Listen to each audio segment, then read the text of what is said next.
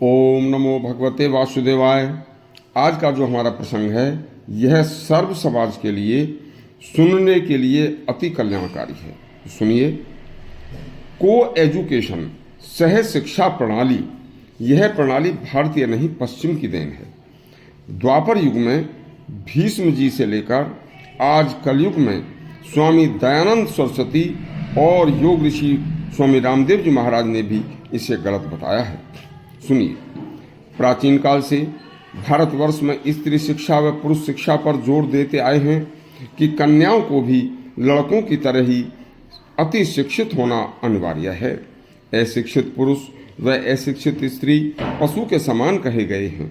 लेकिन एक बात विशेष ध्यान देने की है कि कम उम्र होने के कारण तथा पूर्ण रूपेण अपरिपक्वता न होने के कारण यदि लड़के व लड़की एक ही साथ बैठकर एक साथ पढ़ाए जाएंगे तो एक प्रकृति प्रदत्त एक ऐसा कारण है जिससे बचपन से ही युवावस्था में जो बच्चे प्रवेश करते हैं, लड़के व लड़की, वह अर्धज्ञान अज्ञानतावश रोक नहीं पाएंगे। देखिए, उसका नाम है विपरीत सेक्स के प्रति आकर्षण। इसलिए हमारे ऋषियों ने बस्ती से दूर विद्वान आचार्यों के द्वारा व संस्कारवान लड़की और संस्कारवान स्त्रियों के द्वारा सभी बेटे और बेटियों को संस्कारित किया जाता था।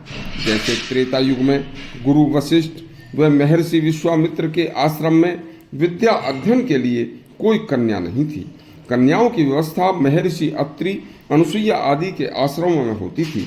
इस तरह से द्वापर युग में गुरु द्रोणाचार्य, भगवान परशुराम, कृपाचार्य आदि के आश्रमों में भी केवल लड़कों को ही विद्या पढ़ाई जाती थी। कन्याओं के लिए अलग अलग विदुषी, विद्वान, धर्मज्ञ, वेदज्ञ और ऋषियों की पत्नियां ही स्त्रियों को, लड़कियों को शिक्षा देती थीं, जिससे पूर्ण रूपेण स्वस्थ समाज था। कहीं कोई अप्रिय घटना नहीं होती थी। स्वामी दयानंद सरस्वती ने स्त्री शिक्षा पर बहुत जोर दिया था। स्त्रियां यदि पढ़ी लिखी नहीं होंगी तो अपनी संतान को भी संस्कारवान नहीं बना पाएंगी। अनपढ़ स्त्री को शास्त्र ज्ञान नहीं होता। आज वर्तमान समाज में जो शिक्षा प्रणाली बालक व बालिकाओं को एक साथ रखकर एक ही क्लास में एक साथ बैठाकर पढ़ाया जा रहा है, यह पढ़ाना बुरा नहीं है, लेकिन अलग अलग व्यवस्था के द्वारा पढ़ाए जाएं। बेटे व बेटियों की अलग अलग रखकर पढ़ाया जाना ही चाहिए। क्लास में एक साथ बैठकर पढ़ने से ही बॉयफ्रेंड व गर्लफ्रेंड का अलग बहुत ही गलत रिवाज चल पड़ा है। पहले कोई गर्लफ्रेंड या बॉयफ्रेंड नहीं होता था, इस चीज़ को कोई जानते भी नहीं थे। बेटियों के मित्र केवल बेटी होती थी और बेटों के मित्र केवल बेटे होते थे। इस गर्लफ्रेंड और बॉयफ्रेंड के चलने बेशर्मी की सभी हदें पार कर दी हैं।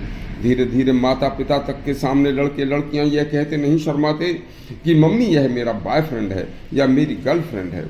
जब इसी दोस्ती के विपरीत रिवाज ने कम उम्र में पढ़ते समय जो कि बेटों या बेटियों का ब्रह्मचर्य का समय था उसे भी नष्ट कर डाला है तथा व्यभिचार को बढ़ावा दिया है, जिसके द्वारा अलग अलग वर्ण की लड़के व अलग अलग वर्ण की बेटियां आपस में प्रेम विवाह तथा इससे भी आगे बिना विवाह के सहमति से एक साथ रहने लगे हैं, जो कि साक्षात व्यभिचार और पापाचार है।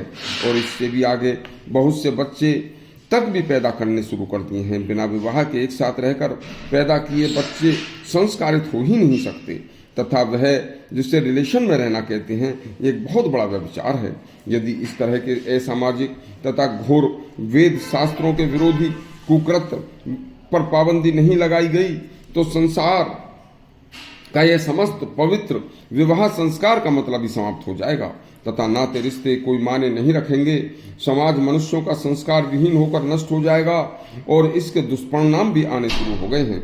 इसलिए एक बार स्वामी विवेकानंद ने कहा था कि भारतवंशी यूरोप और पश्चिमी देशों से केवल उनके साइंस विज्ञान को तो सीखें लेकिन संस्कार नहीं। द्वापर में भीष्म जी ने, कलयुग में स्वामी दयानंद ने कहा था कि बालक व बालिकाओं को पढ़ने की व्यवस्था कम से कम 1 कोस दूर या 3 कोस की दूरी पर होनी चाहिए। माता पिता अभिभावक पढ़ने वाले अपने बेटे व बेटियों पर पूरी तरह निगाह रखें तथा उन्हें घर पर जब भी समय मिले उन्हें वेद आदि शास्त्रों के वे महापुरुषों की शिक्षा अवश्य दें। सामाजिक पवित्रता तभी बचेगी वरना नहीं। यदि आपको हमारा प्रसंग अच्छा लगा हो तो हमारा चैनल सब्सक्राइब करें और घंटी दबाएं। धन्यवाद।